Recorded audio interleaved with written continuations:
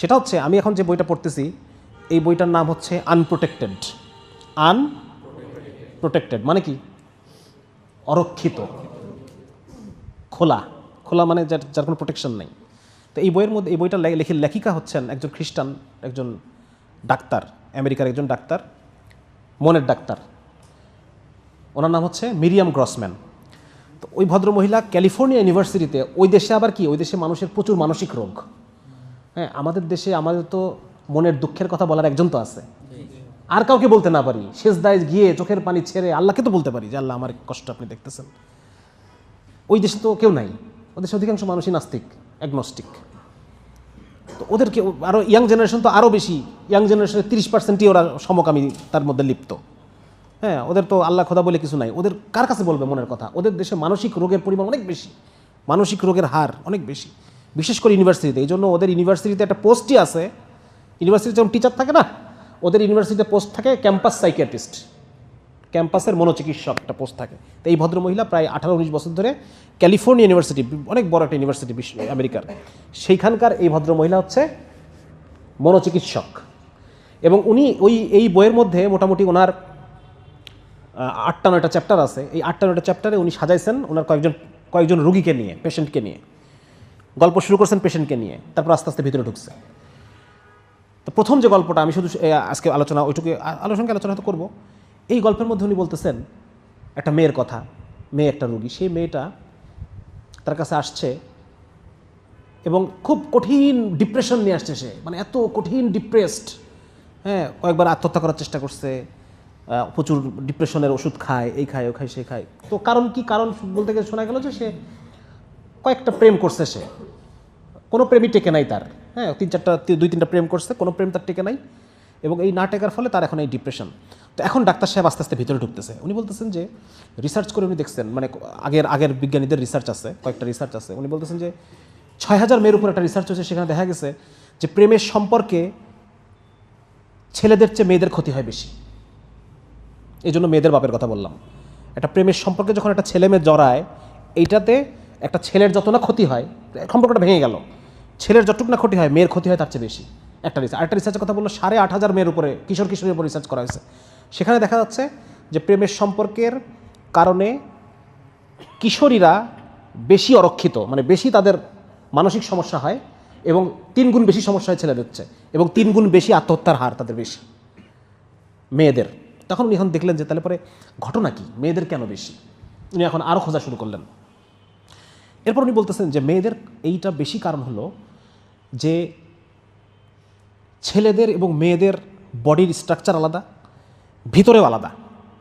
ছেলেদের যে বিভিন্ন হরমোন আছে, তারপর হচ্ছে বিভিন্ন কেমিক্যাল আমাদের শরীরের মধ্যে যেগুলো আছে, এগুলোর আলাদা আলাদা আছে। তারপর হচ্ছে আপনার ব্রেনের যে গঠন, এই গঠনগুলো আলাদা আলাদা। হ্যাঁ, বিভিন্ন, যেহেতু হরমোন আলাদা, এই হরমোনের কাজ হচ্ছে বিভিন্ন জায়গায় জায়গায় পৌঁছায় যায়, গিয়ে ওরা গঠনটাকে পরিবর্তন করে দেয়। তো যেহেতু ছেলেদের কিছু হরমোন, ছেলেদের মানে টেস্টোস্টেরন একটা হরমোন আছে, ছেলেদের হরমোন, ওইটা আমাদের ব্রেনটাকে একরকম বানায় ফেলে। মেয়েদের ইস্ট্রোজেন হরমোন আছে, এটা মেয়েদের ব্রেনকে আরেকরকম বানায় ফেলে। তা উনি বলতেছেন যে মেয়েদের একটা বিশেষ হরমোন আছে অক্সিটোসিন নামে। এই হরমোনটা কি করে আমাদের শরীরে? এই হরমোনটা যে কাজটা করে সেটা হলো সমস্ত রিলেশন, সম্পর্ক, বন্ধন, এইটা এই হরমোনের দিয়ে হয়। মা শিশুর মধ্যে যে কঠিন একটা বন্ধন না, এই বন্ধনের পিছনে এই হরমোনটা দায়ী। মায়ের যখন গর্ভ অবস্থায় প্রচণ্ড প্রসব বেদনা হয়, তখন এই হরমোনটা ভুরভুর করে বের হতে থাকে প্রচুর পরিমাণে। হ্যাঁ, এবং সন্তান যখন মায়ের স্তন পান করে, তখন এই হরমোনটা বেরোতে থাকে। এর ফলে মা সন্তানের মধ্যে যে একটা সম্পর্ক, এটা হলো কিসের সম্পর্ক? শুধু মনের সম্পর্ক না, এটা শরীরের বাঁধন। এটা বোঝা গেছে? সন্তান যখন কাঁদে তখন মা আর থাকতে পারে না, বাপের কিন্তু কিছু, বাপ টিভি দেখতেছে, কিন্তু মায়ের উথাল পাতাল শুরু হয়ে গেছে ভিতরে। তো এই যে বিষয়গুলো উনি বলতেছেন যে এই অক্সিটোসিন হরমোনটা সমস্ত বন্ধন, সমস্ত আস্থা, এমনকি আমরা 2টা ফ্রেন্ড, ক্লোজ ফ্রেন্ড, এই দুজনের মধ্যে অক্সিটোসিনের সম্পর্ক। এরকম একসাথে খেতে বসলে দেখেন না, তবলিগের লোকেরা একসাথে খাইতে বসে, ওদের মধ্যে খুব মহব্বত। চিল্লাই গেছেন কে এখানে? 40 দিন পরে যখন জামাত ভাঙে, কান্নাকাটি, একাকার অবস্থা। হ্যাঁ, যে আপন মার পেটের ভাই মরে গেছে, এরকম একটা অবস্থা। 40 দিন পরে যখন আরেক জামাতে ভেঙে যায়, একদম কান্নাকাটি। তো এটা কারণ হচ্ছে একসাথে খেতে বসলে পরে এই অক্সিটোসিন হরমোন রিলিজ হয়।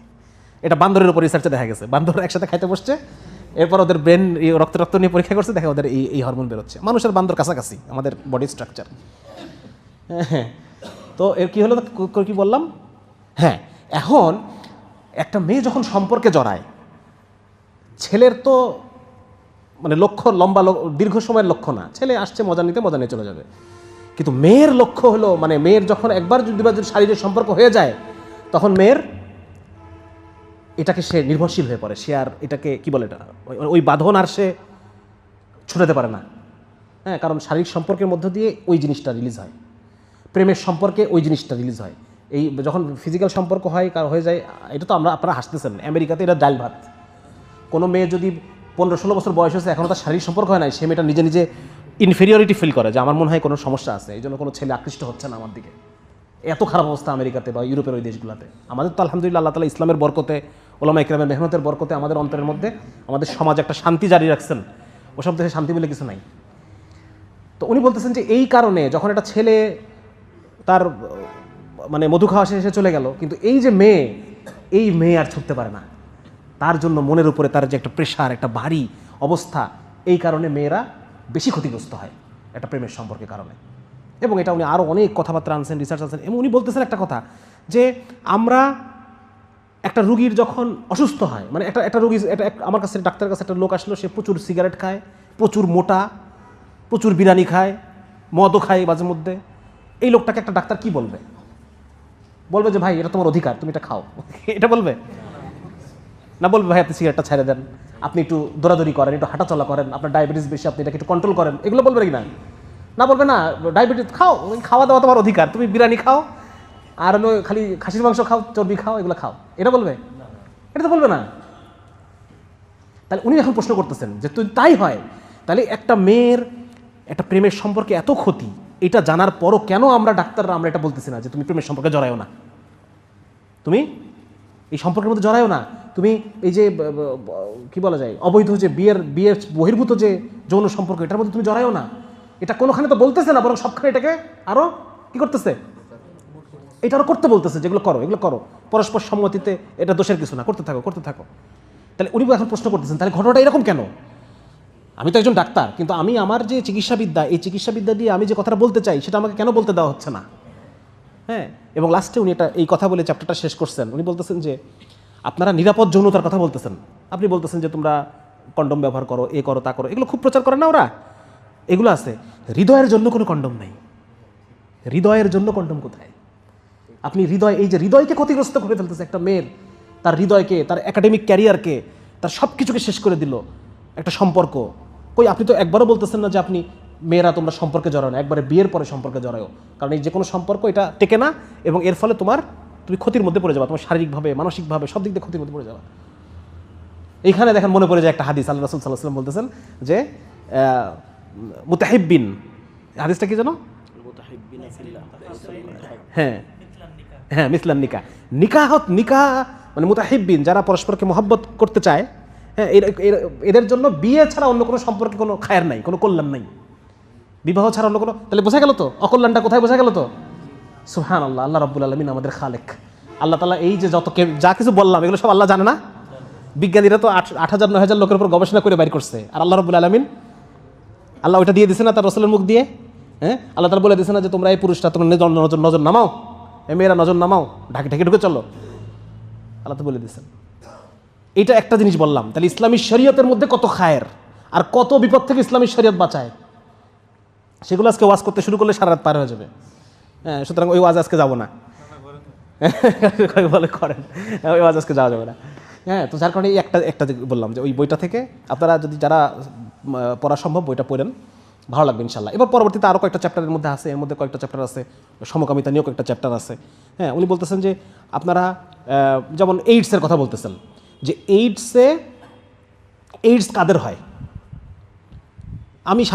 আমরা স্বামী স্ত্রীর মধ্যে সম্পর্ক, আমাদের কখনো এইডস হবে? কার হবে? যে এই সম্পর্কের বাইরে অন্য জায়গায় গিয়ে রাত কাটায় নাকি? এই লোকটা আগে আমরা দেখতাম বড় করে লেখা থাকতো যে এইডস থেকে বাঁচতে চান ধর্মীয় অনুশাসন মেনে চলুন। এখন আর এটা দেখবেন না কোথাও, এই কথা এখন আর কোথাও নাই।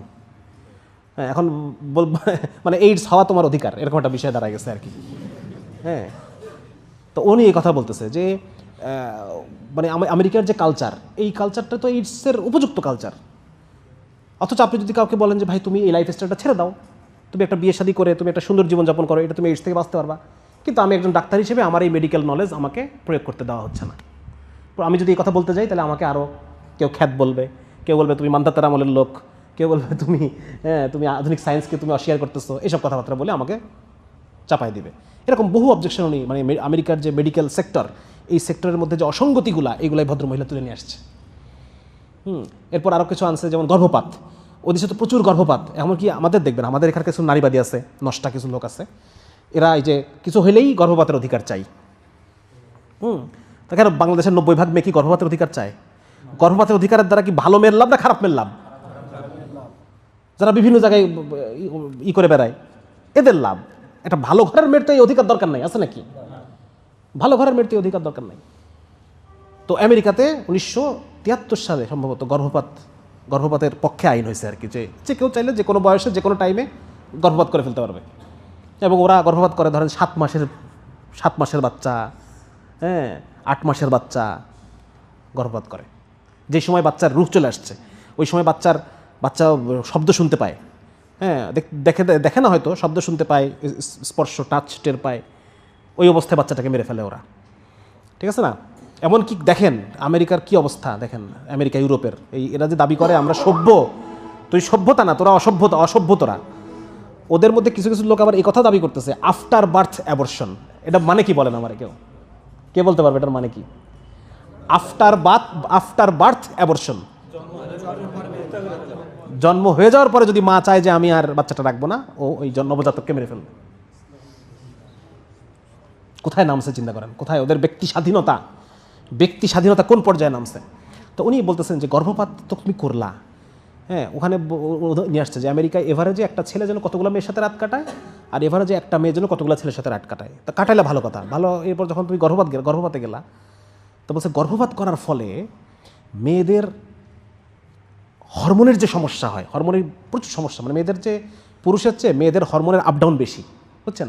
মেয়েদের যে মাসিক যে একটা রজচক্র আছে না, ওই সময় ওদের প্রচুর হরমোনের আপডাউন হয়। এজন্য ওই টাইমটা মেয়েদের মন মেজাজ খুব খিটখিটে থাকে। এটা যারা স্বামী আছেন আপনারা এই বিষয়গুলো খুব হ্যান্ডেল করবেন, কিন্তু যে ওই টাইমে স্বভাবতই তার কিছু খিটখিটামি কিছু এগুলো থাকে। আরও যখন গর্ভাবস্থায় আরও এলোমেলো হরমোন এলোমেলো শুরু হয়, ওই সময় তাদের আচার আচরণ আরও বদলায় যায়। দেখবেন কোনো মেয়ে আচার মাচার খাইতে চায়, কেউ মাটিও খায়, কেউ বিভিন্ন মানে আজীব রকম হয়ে যায় আর কি। এটা কষ্টকর, মায়ের জন্য কষ্টকর। তো ওই সময় স্বামীদেরকে কি করতে হবে? আরও উল্টা খেপতে হবে নাকি? তাদেরকে আরও এবং উত্তম হচ্ছে মার বাড়ি পাঠায়, নাইওর দিয়ে দেওয়া নাকি? নাইওর দিয়ে দিলে মা বুজুগ্গা, শাশুড়ি বুজুগ্গা। আচ্ছা, এই সময় স্বামীদের খুব কি থাকতে হয়? খুব শান্ত থাকতে হয়, কারণ এটা ও নিজের থেকে করতেছে না, ওর ওই ভিতরের হরমোন উথাল পাতাল শুরু হয়ে গেছে, ও এখন পারতেছে না আর কি, এভাবে মনে করতে হবে। তো ওখানে উনিও দেখাইছেন যে তুমি তো বাচ্চাটা ফেলে দিলা, বাচ্চাটা তুমি ফেলে দিছো, কিন্তু তোমার ভিতরের যে হরমোনের যে পরিবর্তন হয়ে গেল এটা তো তুমি আর ফেলতে পারতেছো না, এটা তো রয়ে গেছে। এর পরবর্তীতে তার এই একটা দুটো অ্যাবর্শনের পরে তার মধ্যে প্রচুর ডিপ্রেশন তৈরি হয়। এজন্য পারতপক্ষে নিজেদের স্ত্রীদের কখনো অ্যাবর্শন করাবেন না, বুঝতে পারছেন?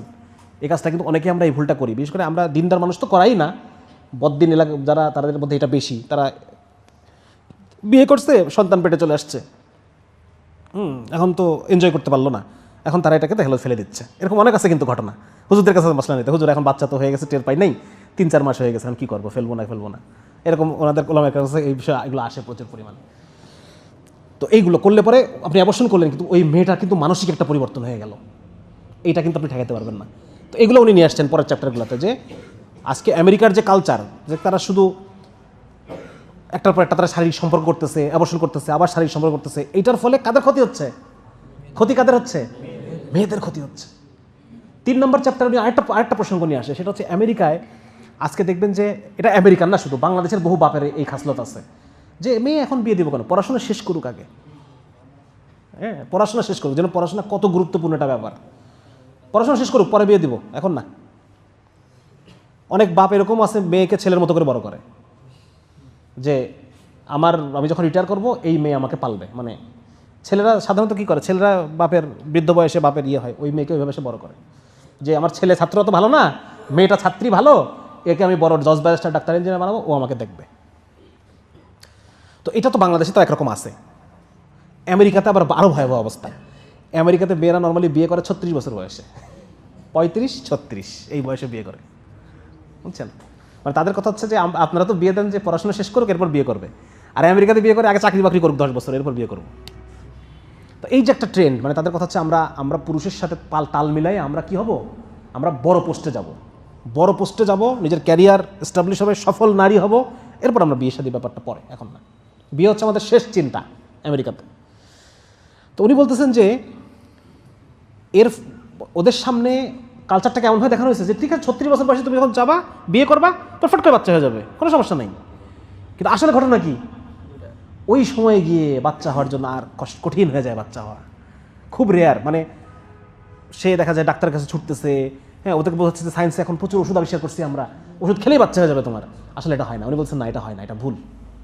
হ্যাঁ আসলে ওই সময় এসে তখন এই সন্তানের জন্য হাহাকার শুরু হয়ে যায়, কারণ মেয়েদের তো একটা মাতৃত্ব আছে, ওই যে অক্সিটোসিন আমরা বললাম না, এই জন্য মেয়েদের মধ্যে মাতৃত্ব আছে, মাতৃত্বের একটা চাহিদা, একটা ক্ষুধা আছে। এই ক্ষুধা যদি পূরণ না হয় তাহলে ওই মেয়ের মানে ব্রেন এলোমেলো হয়ে যাবে এক সময়। তাই হচ্ছে, সেটাই হয় শেষ পর্যন্ত, বিভিন্ন টেনশনে এই যেটা বিভিন্ন অসুখ বিসুখে চলে যায়। মাতৃত্বের ক্ষুধা আছে। হ্যাঁ, তো উনি পরের গল্প মানে চ্যাপ্টারে উনি এই কথা নিয়ে আসছেন যে আমার কাছে বহুত রোগী এরকম আসতেছে যাদেরকে এই আমেরিকার যে কালচার, এনজিও কর্মী যারা, এরা ভুল বুঝাইছে যে আপনি চাকরি বাকরি করেন, পড়াশোনা শেষ করেন, চাকরি বাকরি করেন, এই কয়দিন লাইফটা এনজয় করেন, হ্যাঁ ওর তার সাথে গিয়ে শোন, সমস্যা নেই, এটা তো নর্মাল, নিরাপদ, কন্ডম আছে, ইয়ে আছে, তা আছে, নিরাপদ যৌনতা, এগুলো করতে থাকেন। 36-37 বছর বয়স হলে বিয়ে শাদী করার চিন্তা করেন, তারপর বাচ্চা কাচ্চা নিয়েন, কোনো ব্যাপারই না। এখন সায়েন্স অনেক আগায় গেছে, কিন্তু বাস্তবে এই প্রত্যেকটা কথা, এই যে আপনি সম্পর্ক করেন এটাও ক্ষতি, আপনি গর্ভপাত করেন ওটাও ক্ষতি, আবার এই যে আপনি এত বছর পরে এসে আপনি যে সন্তান নেবেন এটাও, মানে এদের মানুষের শরীরের কি হলো না হলো এদের কোনো টেনশন নাই, এদের সব ব্যবসায়ী। হ্যাঁ, এই যেগুলো এরা করতেছে এটা সব ব্যবসায়ী না, এদের কাজ হচ্ছে কিভাবে আমি আমার প্রোডাক্টটা বেচবো, আমার লাভটা আমি কিভাবে নিব, কে মরে গেল, 1-2 লাখ 1 লাখ 2 লাখ মেয়ের জীবন নষ্ট হয়ে গেল না, কি হলো, এগুলো কোনো কিছু তার দেখার বিষয় না। তার খালি লাগবে টাকা, মুনাফা, কোন মানুষের কি ক্ষতি হয়ে গেল এগুলো তাদের দেখার বিষয় না। ওই মেয়েটা যে সারা জীবন মা হইতে পারবে না, সারা জীবন যে সে একটা কষ্ট নিয়ে, আফসোস নিয়ে সে সারা জীবন পার করবে। হ্যাঁ, আর এখন সায়েন্স এখন এই কথা বলতেছে যে মেয়েদের সবচাইতে উত্তম সময় কখন বাচ্চা হওয়ার, কোন সময় বাচ্চা হলে পরে সবচেয়ে বাচ্চাটা শক্ত সামর্থ্য, গর্ভটা খুব, প্রসবটা একদম আরামসে হয়ে যাবে, সিজার করা লাগবে না, খুব সহজে প্রসব ডেলিভারি হয়ে যাবে। কোন বয়সে? 20 থেকে 23.5, 20 থেকে 23.5, এই আর্লি 20s, এই সময়টার মধ্যে যখন বাচ্চা কেউ যদি করে প্রথম সন্তান, এই সময়ের মধ্যে 3-4টা বাচ্চা না সম্ভব না, এই সময়ের মধ্যে প্রথম সন্তানটা হতে হবে, তাহলে পরবর্তী প্রেগনেন্সিগুলো আরও ইজি হবে, হ্যাঁ সন্তানগুলো শক্তপোক্ত মজবুত হবে। কিন্তু এই সময়টা ওরা কী করে, আমার মেয়ে ছোট, আমার মেয়ে কচি খুকি, ওকে এখন বিয়ে দেওয়া যাবে না, আগে পড়াশোনা শেষ করুক তারপরে। তাহলে এই কথাটা বলে আপনি আপনার মেয়ের ক্ষতি করলেন না ভালো করলেন, আমার বুঝে বলেন। মানে পশ্চিমারা যে বড়ি খাওয়াইছে ওই বড়ি তো হুবু খাইয়ে বসে আছি আমরা, এখন এর বাইরে আমরা চিন্তা করতে রাজি না।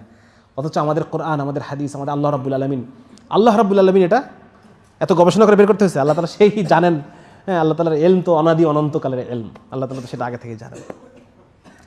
যার কারণে এই বইটার মধ্যে এরকম বিভিন্ন চ্যাপ্টারে উনি এই প্রবলেমগুলো তুলে ধরছেন যে বর্তমান যে পশ্চিমা কালচার মানুষের বিশেষ করে মেয়েদের স্বাস্থ্যকে একেবারে শেষ করে দিছে, পরবর্তী জেনারেশনকে একদম শেষ করে দিছে।